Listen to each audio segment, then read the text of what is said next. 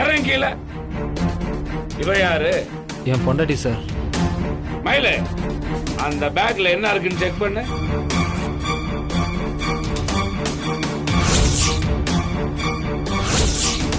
மொத்த கோயில் நகையும் இந்த பேக்ல தான் இருக்கு. பரமர 3 அக்யூஸ்டையும் பிடிச்சி ஜீப்ல ஏத்துங்க. சார் பாப்பா சார் போலீஸ் ஸ்டேஷன் வரணும். இந்த கும்பலுக்கும் எனக்கும் எந்த சம்பந்தமும் கிடையாது. எந்த திருடன் நான் தான் திருடன் ஒத்துருக்கான். பணம் சம்பாதிக்கிறதுக்கு குறுக்கு வழியில போனோங்கிற புத்தி எல்லாம் எனக்கு கிடையாது சார். உங்க பையனை மாதிரி என்னையும் நினைச்சிடாதீங்க.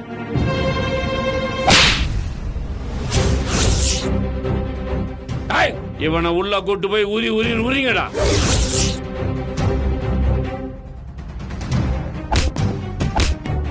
எனக்கு என்னென்ன டீடைல்ஸ் வேணும்னு முன்னாடி தானே சொன்னேன்.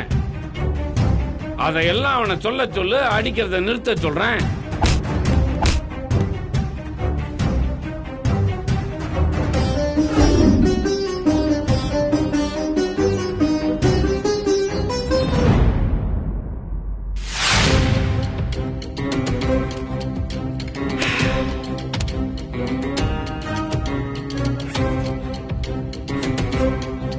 பரமரே, ஆண்டவரே, அந்த ஜுவல்ஸ் எல்லாம் செக் பண்ணிட்டீங்களா? லிஸ்ட் படி கரெக்டா இருக்கா? எல்லாம் பண்ணிட்டு ஆண்டவரே, கரெக்டா இருக்கு. நகை எல்லாம் அந்த பேக்குள்ளேயே வச்சுட்டேன். குட். அந்த ஊர்காரங்களுக்கு போன் பண்ணி நகை கிடைச்சிருச்சு, லீகல் ஃபார்மாலிட்டிஸ் முடிஞ்ச நகை ஒப்படைக்கிறேன்னு சொல்லுங்க. சீக்கிரமா எஃப்ஐஆர் கிரியேட் பண்ணுங்க. சரிங்க ஆண்டவரே. வணக்கம் சார். யாரா நீ? சார், என் பேர் மனோகர் சார். இருந்துட்டு போட்டோம். Sivasakthi travels owner sir. Jeeva என் டிராவல்ஸ்ல தான் வண்டி ஓட்டுறாரு. அவனை பெயில் எடுக்கிறதுக்கா இவ்வளவு தூரம் வந்தியா?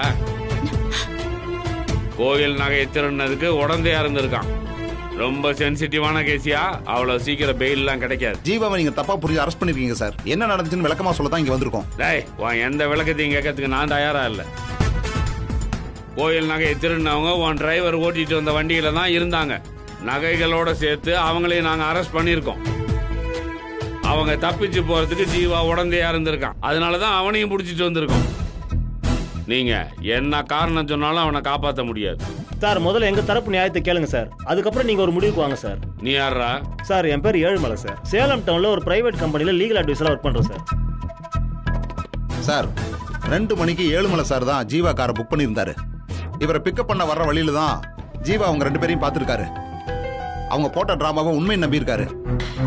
அவங்கள அப்படியே விட்டுட்டு போக மனசு இல்லாம சாருக்கு போன் பண்ணி விஷயத்த சொல்லியிருக்காரு. சாரும் நிலைமையை புரிஞ்சுக்கிட்டு வேற வண்டியை பாத்துக்கிறேன், அவங்களுக்கு ஹெல்ப் பண்ணுன்னு சொல்லியிருக்காரு. இதான் சார் நடந்தது. நீங்க நினைக்கிற மாதிரி ஜீவா அவங்க கூட்டாளியும் இல்ல, அவங்க தப்பிக்கிறதுக்கு உடந்தையாவும் இல்ல. ஜீவா அவங்களுக்கு லிஃப்ட் கொடுத்தது தற்செயலா நடந்த விஷயம் சார். ஆமா சார், ஜீவா நல்ல மனசோட தான் அவங்களுக்கு உதவி செய்யணும்னு நினைச்சார் சார். ஆக்சுவலா லாஸ்ட் மினிட்ல ட்ரிப்பை கேன்சல் பண்ணதுக்காக நான் தான் சார் கோவப்பட்டேன். ஆனா ஜீவாவுடைய நல்ல நோக்கம் புரிஞ்சதுனால நானும் அதை ஏத்துக்கிட்டேன் சார். ஜீவா மேல எந்த தப்பும் இல்லைங்கிறது தான் உண்மை சார். அவரை வெளியில விடுறதுதான் நியாயம். நீங்க சொல்றதுதான் உண்மை. நியாயப்படுற நம்புறது. ஜீவாவை காப்பாத்துறதுக்காக கூட நீங்க எல்லாம் கதை கட்டி விடலாம்ல சார். ட்ரிப் புக் ஆனதை நாங்க ரெஜிஸ்டர் பண்ணிருக்கோம். அதோட போன்ல 2 பேரும் பேசுனதுக்கான எவிடன்ஸ் இருக்கு. அதை விட வேற என்ன சார் வேணும்? சரியா? இந்த ட்ரிப் விஷயமெல்லாம் உண்மைனே வச்சுக்குவோம். கர்ப்பிணியை தான் பிக்கப் பண்றோம்னு அவன் நினைக்கும் போது கோயில் நகைகளை திருடின கோஷ்டிகள்னு தெரிஞ்சதுக்கு பிறகு அவன் மனசு மாறி இருக்கலாம்ல. அவங்க கிட்ட டீல் பேசி அவங்கள தப்பிக்க வைக்க உதவி பண்ணணும்னு முடிவு பண்ணிருக்கலாம்ல. அவங்க போட்ட கர்ப்பிணி டிராமாவை அவனும் கண்டினியூ பண்ணி உங்ககிட்ட நடிச்சிருக்கலாம்ல. சூப்பர் ஆண்டவரே, எப்படி இப்படி கரெக்டா பாயிண்ட் புடிச்சீங்க? கற்பனையா என்ன வேணாலும் கதை சொல்லலாம் சார், ஆனா உண்மையை மாத்த முடியாது. ஜீவாவோட நல்ல நேரம் சார் கிட்ட போன் பேசிட்டு சரியா கட் பண்ணாம விட்டாரு. அதுக்குள்ள சாருக்கு இன்னொரு கால் வந்ததால சாரும் அதை கவனிக்காம விட்டாரு. ஜீவாவும் அவங்களும் காருக்குள்ள பேசுனதெல்லாம் போன்ல பதிவாயிருக்கு. லீகல் சைடுல இருக்கிறதுனால எனக்கு மொபைல் கம்பெனி நெட்வொர்க்கிங் ஏரியால இருக்கிற ஆளுங்களுக்கு தெரியும் சார். அவங்க மூலமா நான் போன்ல பேசுனதை ரெக்கார்ட் பண்ணி வாங்கிட்டேன் சார். அந்த பொண்ணு ஹாஸ்பிட்டல் அட்மிட் பண்றதை பத்தி தான் சார் ஜீவா அவ்வளவு டென்ஷனா பேசியிருக்காரு. நீங்க சொல்ற மாதிரி அவர் திருட்டுக்கு உடந்தையா இருந்தா அதை பத்தி தானே அவர் பேசியிருக்கணும். ஆண்டவரே, இதுக்கு மேலே இதை இழுக்க முடியாதுன்னு தோணுது. இவங்க எவிடன்ஸோட வந்திருக்காங்க. இந்த லீகல் சைடு கொஞ்சம் ஸ்ட்ராங்கா இருக்கான். பேசாம அவனை அனுப்பி விட்டுருங்க. நானும் அதை தான் யோசிக்கிறேன் பரமரை.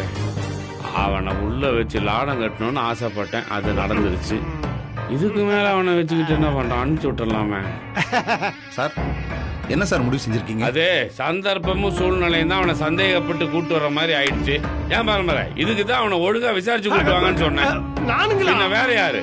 சும்மா எதையாவது பண்ணிக்கிட்டு. டேய் சங்கரு, சார் அவனை வெளியே கூட்டு வாயா. Okay sir. ரொம்ப தேங்க்ஸ் சார். வருவான், கூட்டு போங்க. வரமர நான் வரேங்க.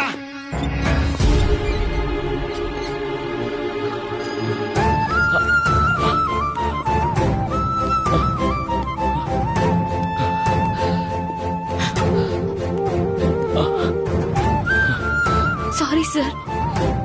மயிலு, இதுல உன் தப்பு என்ன இருக்கு? விடு. நீங்க வந்து உண்மையை சொன்னதுனாலதான் என்ன வெளியே விட்டுருக்காங்க. ரொம்ப தேங்க்ஸ் சார். உங்க நன்றிய இந்த மேடத்துக்கு தான் சொல்லணும் ஜீவா. இவங்க தான் ஃபோன் பண்ணி விஷயத்த சொன்னாங்க. அதுக்கப்புறம் தான் சாருக்கு ஃபோன் பண்ணி ஆதாரத்தை ரெடி பண்ணிட்டு இங்க வந்தோம். மயிலு, ரொம்ப தேங்க்ஸ் மயிலு. என்னை இன்னும் சங்கடப்படுத்தாதீங்க சார். வீட்டுக்கு போய் நல்லா ரெஸ்ட் எடுங்க சார். இவருக்கு ஒரு ஆட்டோ மட்டும் புடிச்சு கொடுக்க முடியுமா? நான் வண்டியில தான் வந்திருக்கேன். டிராப் பண்ணிடுறேன் madam. Okay sir. Thanks madam. பார்த்து போங்க. வாங்க வாங்க சார்.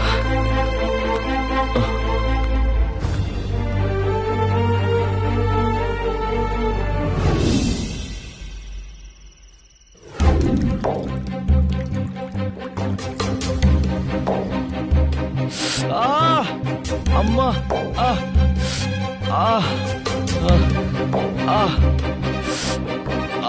வலிக்குதுடா.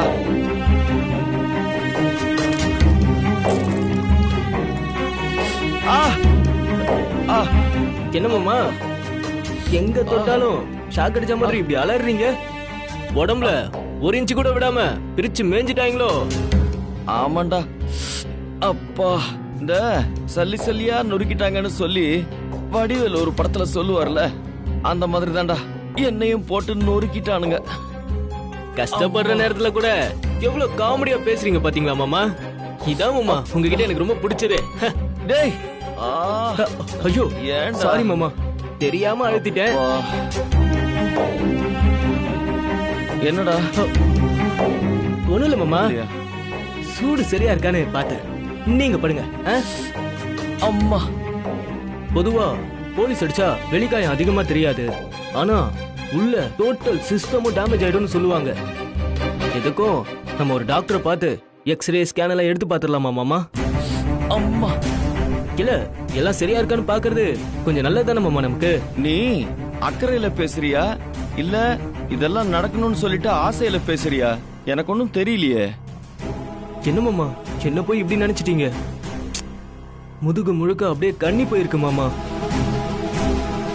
உங்களை இப்படி பாக்குறப்போ எனக்கு எவ்வளவு கஷ்டமா இருக்கு தெரியுமா? அப்பா, நான் எதுக்கு டாக்டர் கிட்ட போகலான்னு சொன்னா, இது ஏதோ ஒரு நாள் கோவத்துல விழுந்த அடி மாதிரி தெரியல. மனசுல இருந்த பல நாள் பகைய ஒட்டி பழி தீத்துக்கிட்ட மாதிரி இருக்கு மாமா. நீ சொல்றது உண்மைதான்டா. அந்த இன்ஸ்பெக்டர் இருக்கார்ல, அதான்டா உங்க நைனா என் மேல நிறைய கோவத்துல இருக்காரு போல. அம்மா, அதான் அங்கிருந்து அவரோட ஆளுங்க மூலமா என் மேல இறங்கி அடிச்சிட்டாரு. ஆக்சுவலா நான் தான் இந்த வேலையை செஞ்சிருக்கணும். உன் ஆள்கிட்ட என்னை பிடிச்சி கொடுத்த உன்னை கட்டி வச்சு தோலை உரிக்கணும்னு ரொம்ப ஆசைப்பட்டேன். எனக்கு பதிலா என் அப்பாவே உன்னை உரிச்சு அனுப்பிட்டாரு. எப்படியோ நீ வலியாலையும் வேதனையாலையும் துடிக்கிறல்ல, அதை பார்த்து ரசிக்கிற சந்தோஷமே எனக்கு போதும். நல்லா இருக்குடி, ரொம்ப நல்லா இருக்கு. அப்பாவி ஒருத்தர் மாட்டினா போதும், என்ன ஏதுன்னு விசாரிக்காம காட்டடி அடிப்பீங்க. அவர் தப்பு செய்யலன்னு தெரிஞ்சதும் எந்த உறுத்தலும் இல்லாம அவர் அனுப்பி வச்சிருவீங்க. உங்க ஸ்டேஷன்ல நியாய தர்மத்துக்கு மதிப்பே இல்லையாடி? ஜீவா சார வீட்டுக்கு வரப்பதான் நான் பார்த்தேன். முகம் வாடி போய் நடக்க கூட முடியாம உடம்பெல்லாம் வலிக்கிற மாதிரி கூனி குறுகி படியேறி போறத பார்த்தேன். அந்த நிலைமையில பார்த்ததும் எனக்கே அழுகையா வந்துருச்சுடி. தப்பு செய்யாத மனுஷனை இப்படியா போட்டு அடிப்பீங்க? உங்களுக்கெல்லாம் ஈவிரக்கமே கிடையாதாடி? வேட்டையாடுற எந்த மிருகத்துக்கும் தான் இற மேல இறக்கமே வராதுக்கா. அதே மாதிரிதான் தான் கிட்ட மாட்டிக்கிற அப்பாவிங்க மேல அதிகாரமும் ஆணவும் இருக்கிற ஒரு போலீஸ்காரனுக்கு இறக்கமே வராதுக்கா. அதிகார வெறி தீர வரைக்கும் அடிச்சு ஓஞ்சாதான் அவன் ஆத்திரமே அடங்கும். என்ன வெறியோ என்ன ஆத்திரமோ அத நினைச்சாலே மனசு ஆற மாட்டேங்குதுடி. உனக்கு தான் சார பத்தி தெரியும்ல, அவர் தப்பு செஞ்சிருக்க மாட்டாருன்னு நீ சொல்லிருக்கலாம்ல. நீ அங்க இருந்தோ இப்படி எல்லாம் நடந்ததை நினைச்சுதான் எனக்கு வருத்தமா இருக்கு. நான் ஒரு சாதாரண கான்ஸ்டபிள்கா. இன்ஸ்பெக்டரை மீறி என்னால என்ன செஞ்சிட முடியும்னு நீ நினைக்கிற? அப்படி இருந்தும் சார் அவங்க பிடிச்சப்ப நான் அவருக்கு சப்போர்ட் பண்ணி தான் பேசினேன். அவரை அடிக்காதீங்க, அவருக்கும் இதுக்கும் எந்த சம்பந்தமும் இருக்காதுன்னு ஸ்டேஷன்ல கூட சொன்னேக்கா. மனசை இறுக்கமா பூட்டி வச்சிருக்கவங்க கிட்ட நம்ம எவ்வளவு கதர்னாலும் எடுபடாதுக்கா. வெற்றியை அரெஸ்ட் பண்ணதுல ஆரம்பிச்சு மினிஸ்டர் பையனை நான் பிடிச்சு கொடுத்தது வரைக்குமே இன்ஸ்பெக்டர் பல விஷயத்துல என் மேல கோவமா இருக்காரு. சார் அடிச்சா எனக்கு வலிக்கும்னு தெரிஞ்சுதான்க்கா என் மேல இருந்த கோவத்தை இன்ஸ்பெக்டர் சார் மேல இந்த அளவுக்கு காமிச்சிருக்காரு. இன்ஸ்பெக்டர் குமல இருக்க கோவத்தால சார் அடி வாங்கினாரா, இல்ல சார் மேல உனக்கு இருக்க கோவத்தால நீ எதையும் கண்டுக்காம விட்டுட்டியா? என்ன பத்தி நீ என்னக்கா நினைச்சிட்டு இருக்க? சார் இந்த நிலைமையில பார்த்ததுமே அழுக வந்துருச்சுன்னு சொல்ற. உனக்கே இப்படி இருக்குன்னா கூடவே நின்னு அவர் அடி வாங்குறத பாத்துட்டு இருந்த எனக்கு எப்படி இருக்கும்னு யோசிச்சு பாருக்கா. அவரு வலி தாங்காம அலறி துடிச்சப்பெல்லாம் உசுரே போற மாதிரி அப்படி வலிச்சதுக்கா. சார் நமக்கு ரொம்ப வேண்டப்பட்டவரு, நமக்காக நிறைய செஞ்சவர் தான். அவரு நம்ம கண்ணு முன்னாலேயே அடி வாங்குறதும் அதை தடுக்கிறதுக்கு எதுவுமே செய்ய முடியாம நான் கைய பிசைஞ்சிட்டு நிக்கிறதும் பெரிய கொடுமைக்கா. அந்த நிலைமையில இருந்த எனக்கு தான்க்கா அதோட வேதனை தெரியும். சாரிடி, சார் இப்படி அடி வாங்கிட்டு வந்திருக்காருங்கிற டென்ஷன்ல நான் அப்படி பேசிட்டேன். நீ எதையும் மனசுல வச்சுக்காத. முடிஞ்சா சார கொஞ்சம் போய் பாரு. சார் அடி வாங்கினதை தான் உன்னால தடுக்க முடியல. அவர் மனசுக்கு ஆறுதலாவது ஏதாவது பேசிட்டு வரலாம்ல.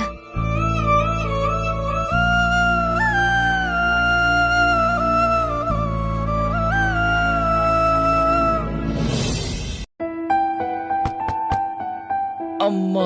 யாரு? நான் தான் மயில் வெற்றி. மயிலா?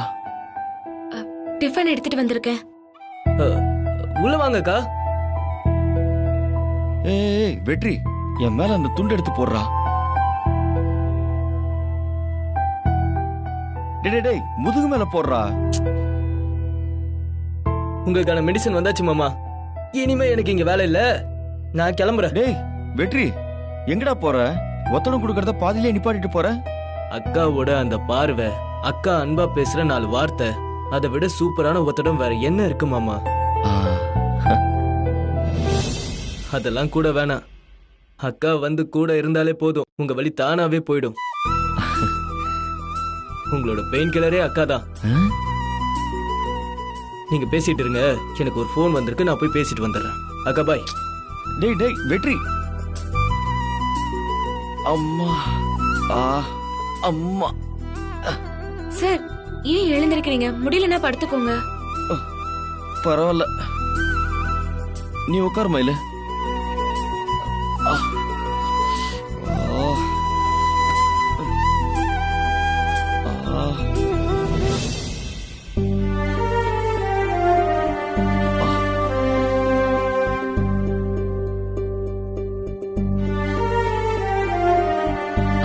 இப்போ வலி பரவாயில்லையா சார்? பரவாயில்ல மயிலு. Sorry sir. மயிலு, அதான் ஸ்டேஷன்லயே சொல்லிட்டியே. எத்தனை தடவை சொன்னாலும் எனக்கு ரொம்ப உறுத்தலா இருக்கு சார். மயிலு, தடுக்க முடியலதான், ஆனா நீ சும்மா இல்லையே. 2 இடத்துலயுமே எனக்காக நீ இன்ஸ்பெக்டர் கிட்ட பேசினல்ல. நான் இதுல மாட்டிக்க கூடாதுன்னு சொல்லிட்டு மனசார நினைச்சேன். ஆனா அந்த ஆளு எதுவுமே கேட்கற நிலைமையில இல்ல. என்னை எப்படியாவது அடிக்கணும், டார்ச்சர் பண்ணணும்னு சொல்லிட்டு டார்கெட் பண்ணி நினைச்சதை சாதிச்சிட்டாரு. அதுக்கு நீ என்ன மயில பண்ண முடியும்? நான் ஏதாவது செஞ்சிருக்கணும் சார். ஆனா எதையுமே செய்ய முடியாம வேடிக்கை மட்டுமே பார்த்துட்டு நிக்கிற மாதிரி ஆயிடுச்சு. அதான் ரொம்ப சங்கடமாவும் வருத்தமாவும் இருக்கு சார். ரொம்ப சாரி சார். மயிலு போதும் மயிலு. ஒரு கான்ஸ்டபிளா உன் எல்லை எதுன்னு எனக்கு நல்லா தெரியும். உன் இன்ஸ்பெக்டரை மீறி உன்னால எதையுமே செய்ய முடியாதுங்கிறதும் எனக்கு தெரியும். அவர்கிட்ட பேசி பிரயோஜனம் இல்லைன்னு தெரிஞ்ச பிறகுதான் நீ என் ஓனர்கிட்டயும் கஸ்டமர்கிட்டயும் பேசி ஸ்டேஷனுக்கு வர வச்சிருக்க. என்னையும் இந்த பிரச்சனையில இருந்து இவ்வளவு சீக்கிரமா வெளியே கொண்டு வந்திருக்க. பெருசா எந்த பாதிப்பும் இல்லாம நான் இந்த அளவுக்காவது வீட்டுக்கு திரும்பி வந்திருக்கேன் அப்படின்னா அதுக்கு முழு காரணமும் நீதான் மயிலு. பார்க்க போனா நான் தான் உனக்கு தேங்க்ஸ் சொல்லணும். உனக்கு மட்டும் இல்ல, உன் இன்ஸ்பெக்டருக்கும் நான் பெரிய தேங்க்ஸ் சொல்லணும். அவருக்கு எதுக்கு சார் தேங்க்ஸ் சொல்லணும்? உங்களை இப்படி போட்டு அடி அடின்னு அடிச்சிருக்காரு. இல்ல மயிலு, நீ இப்ப வரைக்கும் எதையுமே ஏத்துக்கிட்டதே கிடையாது. என்கிட்டயும் விலகலாதான் இருந்த. ஆனா ஸ்டேஷன்ல நான் அடி வாங்குற போது நீ லாக்அப்ல நின்னு என்ன பார்த்த பாத்தியா? அந்த பார்வை, தவிப்பு, வேதனை, பிரியம் எல்லாத்தையுமே நான் பார்த்த மயிலு. என்னதான் புருஷன் மேல கோவமும் வருத்தமும் இருந்தாலும் அவன் அடி வாங்குற போது ஒரு பொண்டாட்டியோட மனசு எப்படி துடிக்குங்கிறத நான் பார்த்தேன்.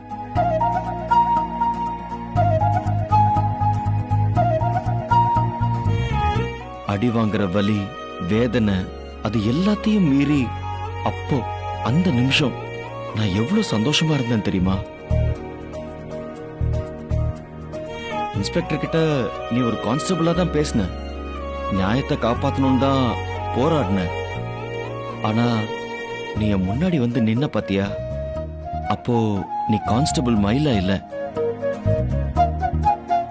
ஒரு புருஷன் படுற வேதனைய பார்த்து தவிக்கிற, அவன் மேல அன்பும் அக்கறையும் இருக்கிற ஒரு ஒய்ஃபா தான் மயில அப்ப பார்த்தேன்.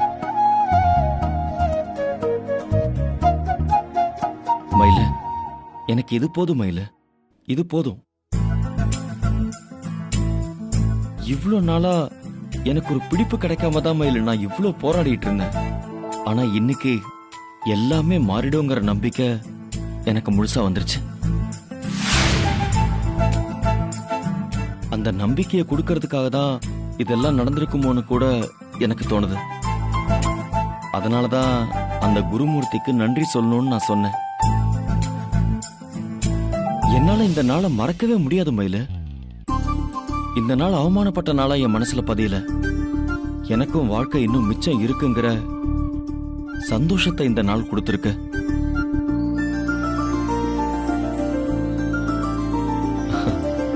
இத கொடுத்த கடவுளுக்கு நான் நன்றி சொல்லியே ஆகணும்.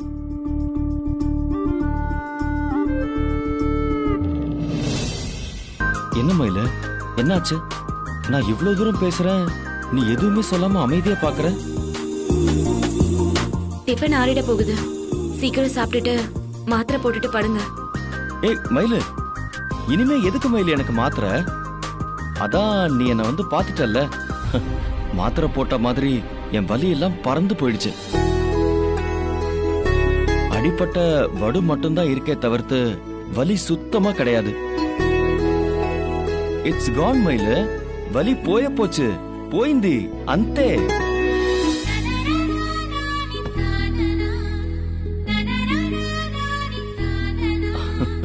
அதெல்லாம் ஒண்ணும் கிடையாது, நான் பாத்துக்கிறேன். ஒரு நிமிஷம் இரு.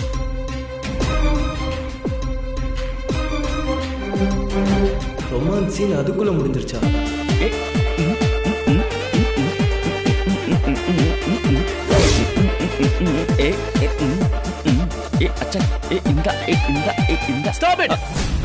எவன் அவன்? சார், இங்க ஜீவான்னு ஒருத்தர் வலி தாங்க முடியாம கதறிட்டு இருந்தாரு, அவர் எங்கன்னு பாத்தீங்களா? அந்த ஜீவா நான் தான் வெற்றி. என்னால நம்பவே முடியல மாமா. கொஞ்ச நேரத்துக்கு முன்னாடிதான் தொட்ட இடம்லாம் வலிக்குதுன்னு துடிச்சுட்டு இருந்தீங்க, இப்ப என்னடா இப்படி ஒரு குத்தாட்டம் போட்டுட்டு இருக்கீங்க? ஆமா டேய், அதெல்லாம் மயிலோட மேஜிக்டா. அவதான் எனக்கு பெயின் கில்லர்னு நீ சொன்னல, அது உண்மைதான்டா.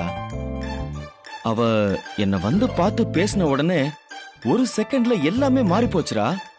என் வலியெல்லாம் எனக்கு எங்க போச்சுன்னே தெரியல. என் உடம்பு இப்போ அவ்வளவு ஃப்ரெஷ்ஷா இருக்கு.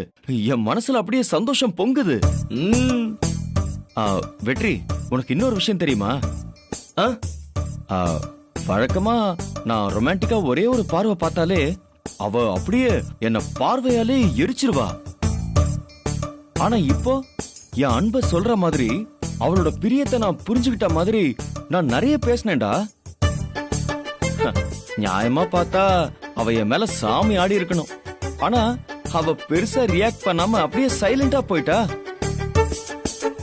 அதுக்கெல்லாம் என்ன அர்த்தம்னு உனக்கு புரியுதா? ஏற்கனவே அடிபட்டு வந்திருப்பாரு, திரும்பவும் அடிக்க வேணாமேன்னு நினைச்சிருப்பாங்க. டேய், அது இல்லடா இடியட். அவ கொஞ்சம் கொஞ்சமா மாறிட்டு இருக்காடா. என்ன அவ மனசுல புருஷனா ஏத்துக்கவும் தயாராயிட்டா. என்ன மாமா சொல்றீங்க? உங்க 2 பேருக்கும் திருட்டு கல்யாணம் நடந்துட்டா மாதிரியும், இதுவரைக்கும் புருஷனா ஏத்துக்காத எங்க அக்கா இனிமேல் தான் ஏத்துக்க போற மாதிரி பேசிட்டு இருக்கீங்க.